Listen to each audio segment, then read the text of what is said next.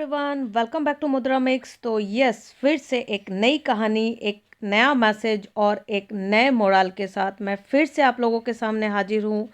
तो जैसा कि आप लोग देख रहे हैं कि जो आज का हम लोग का टॉपिक है वो है क्लास 11 का इंग्लिश का सीबीएसई बच्चे लोगों का, जिनका इंग्लिश का एक स्नैपशॉट बुक है, उनका चैप्टर है the summer of the beautiful white horse. बहुत ही अच्छी कहानी, ईमानदारी पर, मतलब एक ऐसी ट्राइब्स की कहानी या फिर एक ऐसी जनजातियों की कहानी जो ईमानदार हैं, जो सच बोलते हैं और चाहे कैसा भी सरकमस्टांसेस क्यों ना हो, कितना भी वर्स्ट सिचुएशन ना क्यों ना हो, वो अपनी ईमानदारी और सच बोलने की आदत नहीं छोड़ते। इसी से वो जाने जाते हैं कि जो गारो घैलियन ट्राइब्स हैं वो हमेशा सच और ईमानदार होते हैं। कुछ इस पर आधारित है। वो एक कोट है ना कि मैं जीतने के लिए बाध्य नहीं हूँ, लेकिन मैं सच बोलने के लिए बाध्य हूँ। मैं सफल नहीं हो सकता ना सही, लेकिन मैं बोल सकता हूँ कि मेरे पास ईमानदारी है।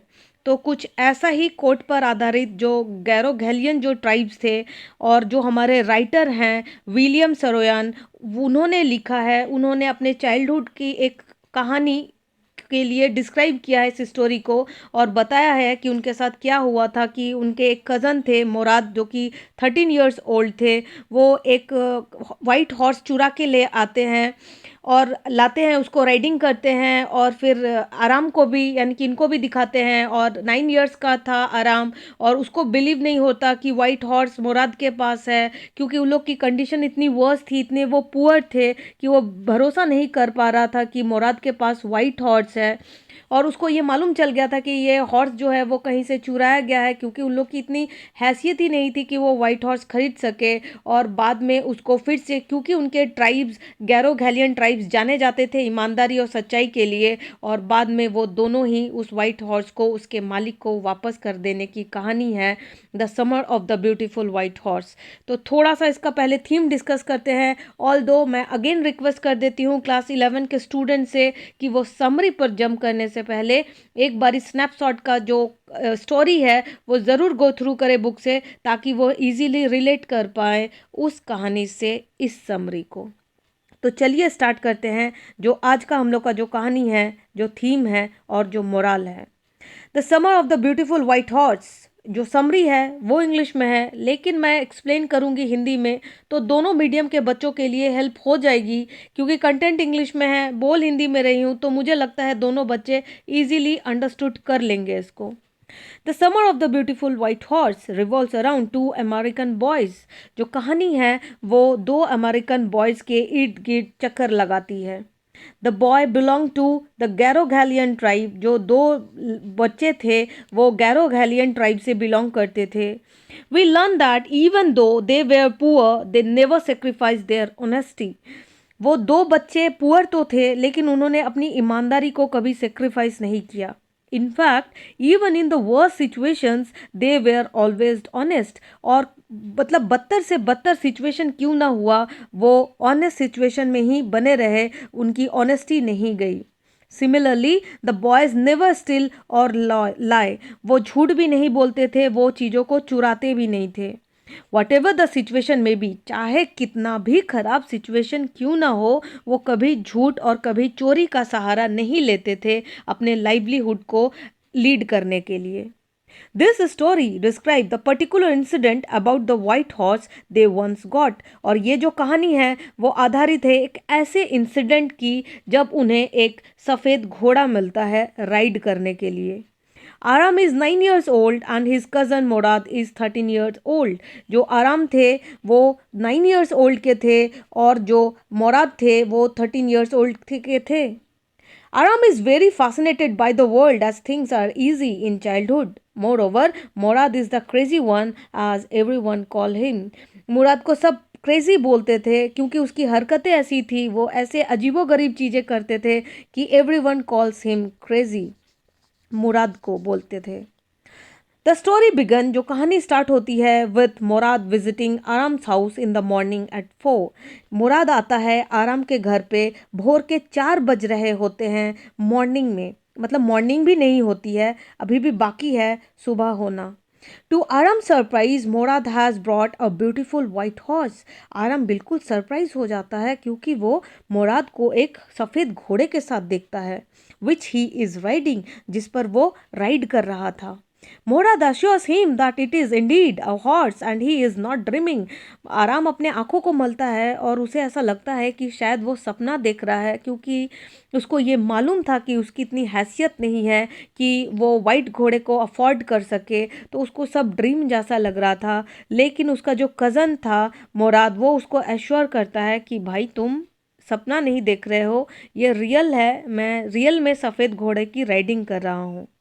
Aram didn't believe it because he knew that they were poor and would not be able to afford a house। उसको मालूम था अपनी कंडीशन कि भाई मैं तो गरीब हूँ, तो मेरे पास इतना सफ़ेद घोड़ा खरीदने का पैसा कहाँ से आएगा। उसको बिल्कुल ही बिलीव नहीं हो रहा था ऐसा देखकर। Therefore, the two boys kept the horse with them for weeks। और इसीलिए वो जो बच्चे थे दो, जो आराम था जो 9 years old का था और जो मोराद था जो कि 13 years old का था, वो डिसाइड करते हैं कि सफ़ेद घोड़े को अपने पास 2 week के लिए रखेंगे। They use to ride it and sing to it. और वो क्या करेंगे, इसको राइड करेंगे, गाना गाएंगे, बिल्कुल फिल्मी सा। However, the boys didn't let the world know they have horse। और वो ये चाहते भी थे कि किसी को पता ना चले कि उनके पास ऐसा करके कोई घोड़ा है। They were keeping him at a barn of deserted vineyard। और वो उसको रखते कहाँ थे, vineyard यानी कि अंगूर के बाग होते हैं, वहाँ पर उन्होंने इस घोड़े को छिपा के रखा था। After a while, Aram finds out that Morad stole the horse from John Byro। और उसको आराम को ये बाद में रियलाइज़ होता है कि जो मोराद है, जो उसका कज़न है, वो इसको जॉन बायरो से चोरी किया है, इस वाइट घोड़े को। जॉन बायरो का था वो सफ़ेद घोड़ा। Thus they made a plan of not returning it to him। और वो प्लान करते हैं कि वो इस घोड़े को उसको वापस नहीं करेंगे। Although they had second doubt about keeping it due to their ethics। और वो एक कन्फ्लिक्शन में रहते हैं। वो एक तरफ तो उसको वापस नहीं करना चाहते थे जॉन बायरो को वाइट घोड़ा, लेकिन इसके बावजूद उनका जो ट्राइब का गैरो गैलियन ट्राइब का जो एथिक्स था, जो कि ऑनेस्टी और सच्चाई पर आधारित था, वो उसको भी नहीं छोड़ पा रहे थे। यानी कि वो बंधे थे अपने एथिक्स से, साथ में उनको लालसा हो रही थी उस घोड़े पर राइड करने की। तो बेचारे दोनों कन्फ्लिक्शन में फंसे हुए थे कि what to do next. Finally on one day John sees the boys with the white beautiful horse. और एक दिन ऐसा हुआ कि उस घोड़े का जो असली मालिक था, वो उन दोनों बच्चों को अपने ही घोड़े के साथ देखता है। However, as his family was known for their honesty, John didn't accuse them of stealing। क्योंकि उनके ट्राइब का इतिहास ही ऐसा था कि इस ट्राइब वाले लोग ना ही झूठ बोलते थे, ना ही कुछ चोरी करते थे। वो ईमानदार नेचर के थे, वो सच्चाई पसंद करते थे। इसीलिए उसको ऐसा लगने के बावजूद जॉन को कि ये जो घोड़ा है वो मेरा है, वो दोनों बच्चे को एक्यूज़ नहीं करते, बल्कि वह अपनी दिल की सुनता है कि नहीं नहीं, गैरो गैलियन ट्राइब्स वाले तो ऐसे हो ही नहीं सकते, वो तो चोरी कर ही नहीं सकते। मे बी ये जो घोड़ा है वो मेरे सफ़ेद घोड़े के साथ रिसेंबल कर रहा है।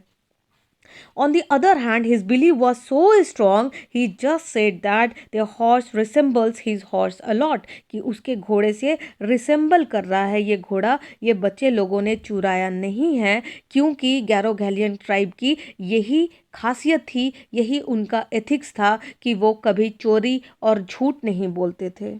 Consequently, this was a very poignant experience for the boys। They decided to return the horse and John found it at the vineyard the next day। और ये जो बात थी, जब जॉन बोला कि अरे ये रिसेंबल कर रहा है मेरे घोड़े से, दोनों बच्चे को ये बात बहुत आहत हुआ कि उनका जो फैमिली है, उनका जो बैकग्राउंड है फैमिली का, वो सच्चाई और ईमानदारी पर आधारित था। इसको मालूम था कि ये घोड़ा इसका है, लेकिन इसके बावजूद उसने उस लोगों को ब्लेम नहीं किया कि मेरा घोड़ा तुम लोगों ने चोरी कर लिया। इतना भरोसा था उसको उस ट्राइब पर कि उन्होंने एक्यूज़ नहीं किया, उनको छोड़ दिया। तो दोनों बच्चे क्या करते हैं, उस घोड़े को वापस कर देने का निश्चय लेते हैं और बाद में नेक्स्ट डे जॉन के विन यार्ड में उन घोड़े को रख भी आते हैं। John gets very happy and shares the news with Aram's mother. और चूंकि अब मालिक को अपना घोड़ा मिल चुका है तो वो बहुत खुश है और इसकी खबर वो आराम्स के मदर को देता है। We also see that his horse is now healthier, well behaved and more decent than before। और वो उसकी माँ को बताता भी है कि जो घोड़ा है, वाइट घोड़ा, अब वो पहले से ज़्यादा हेल्दियर है, वेल बिहेव कर रहा है और बहुत डिसेंट बन चुका है पहले से। तो भाई ये तो थी कहानी। तो भाई इसका कंक्लूज़न क्या है कहानी का कि the summer of the beautiful white horse. तो ये जो कहानी है वो समअप होती है सिग्निफिकेंस से, necessity of honesty even in the face of grid and desire. कि भाई मुझे बहुत लालच हो रही है, मुझे बहुत लालसा हो रही है कि मैं घोड़े का राइड करूं, घोड़े पर बैठूं, उस पर बैठ के गाना गाऊं, क्योंकि वाइट हॉर्स बिल्कुल थोड़ा सा यूनिक सा है, अनयूजुअल सा दिखता है। तो इसके बावजूद कि भाई मुझे लालसा है, मुझे लालच हो रहा है, मेरा डिज़ायर है, लेकिन मैं उसको एक तरफ रख कर मैं ऑनेस्टी और सच्चाई पर हूँ और मैं उसको नहीं छोड़ता। तो ये इस कहानी का मोरल है जो कि जो राइटर हैं वो रीडर्स को बताना चाहते हैं कि किसी भी हालत में कितना भी वर्स्ट कंडीशन क्यों ना हो, अगर आप अपने सच्चाई और ईमानदारी पर टिके होते हो तो आप उस वर्स्ट सिचुएशन से निकल ही जाते हो, आप उसमें फंसे नहीं रहते। लेकिन अगर आप झूठ और ईमानदारी नहीं कर कर आप धोखा देने वाला ऐसा कुछ करते हैं तो अल्टीमेटली बोलते हैं ना कि गड्ढा खोदो तो वो स्वयं ही गिरता है, तो कुछ वैसे कंडीशंस भी देखने को मिल जाते हैं। तो चलिए थोड़ा सा समरी डिस्कस कर लिया, कुछ क्वेश्चन आंसर्स डिस्कस कर लेते हैं ताकि जो चैप्टर है वो हम लोगों के कुछ कमांड में आ जाए, यानी कि कुछ प्रतिशत हमारे हाथ में हो। तो क्वेश्चन आंसर है the summer of the beautiful white horse, class 11 का सीबीएसई का क्वेश्चन है how does the narrator reflects the good old days and how does he introduce his cousin Mourad. कि जो नरेटर हैं वो अपने बीते दिनों को कैसे बोलते हैं कि वो अच्छे थे और वो अपना जो कज़न था मुराद उनके बारे में उनको उसको इंट्रोड्यूस कैसे करते हैं। The narrator describe the good old days bringing the context of his childhood. वो अपने बचपन की बात बोलते हैं where he is not there now, जहाँ पर अब वो नहीं है। He tells life to be delightful and as that of a mysterious dream than them।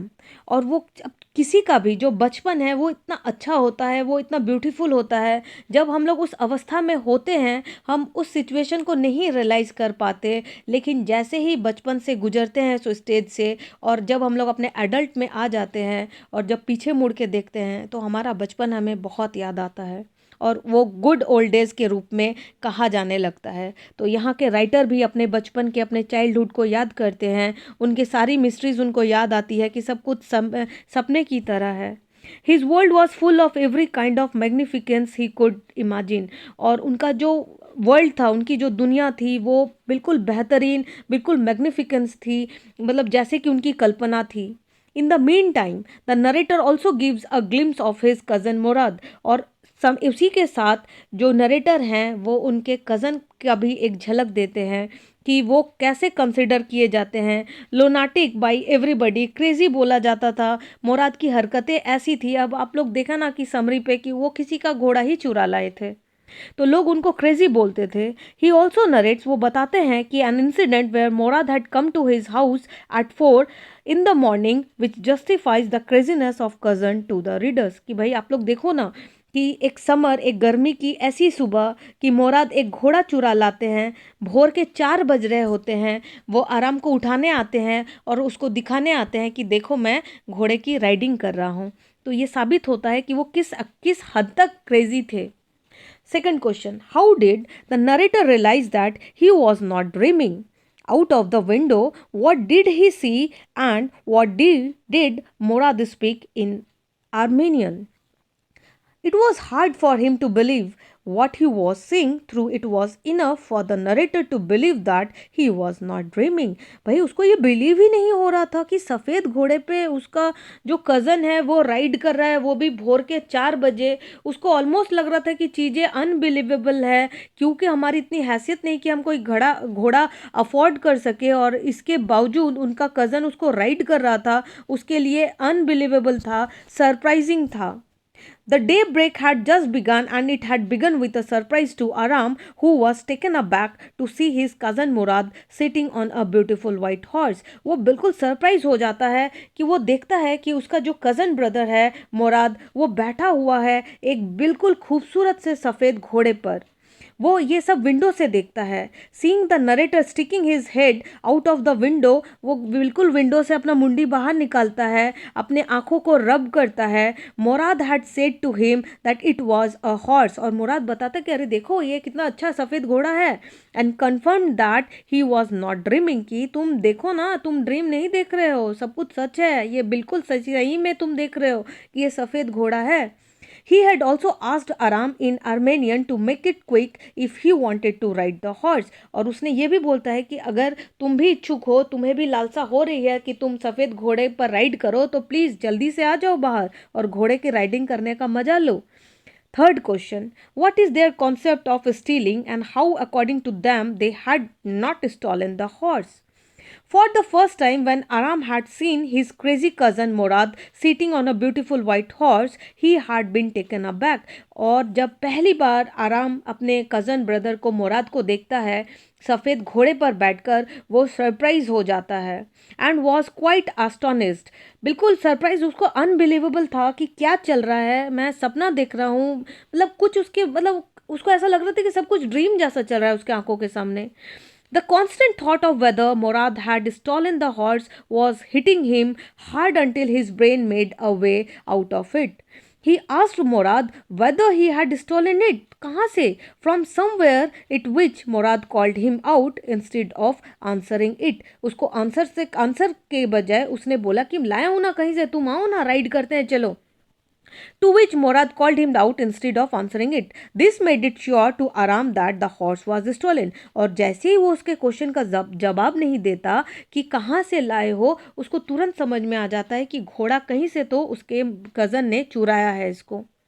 To console himself in a childish manner, Aram खुद को कंसोल करने के लिए, क्योंकि उसको मालूम था कि उसके ट्राइब कभी चोरी नहीं करते, झूठ नहीं बोलते, ईमानदार हैं, तो वो खुद को कंसोल करने के लिए चीज़ें बोलता है कि Aram thought that stealing a horse for riding was not same as stealing something for money. उसको ऐसा लगता है कि घोड़े का चुराना मनी चुराने के बराबर नहीं है, उससे कम का है, चलेगा, ये कर सकते हैं, ये उसका चाइल्डिश ही तो था। हालांकि घोड़ा तो चोरी हुआ था, लेकिन वो हम लोग भी कंसोल करते हैं अपने आप को जस्टिफाई करने के लिए एक टाइम पे जाके हम लोग ऐसे खुद को ही कंसोल करना स्टार्ट कर देते हैं। Aram use to do the same thing. वो खुद को कंसोल कर रहा था कि भाई मैंने चुराया नहीं है, इसने चुराया नहीं है, क्योंकि उसको घोड़े को राइड करने की लालसा हो रही थी, उसको मतलब प्रबल इच्छा हो रही थी कि वो घोड़े को राइड करे, उस पर गाना गाए और उसके साथ वक्त स्पेंड करे।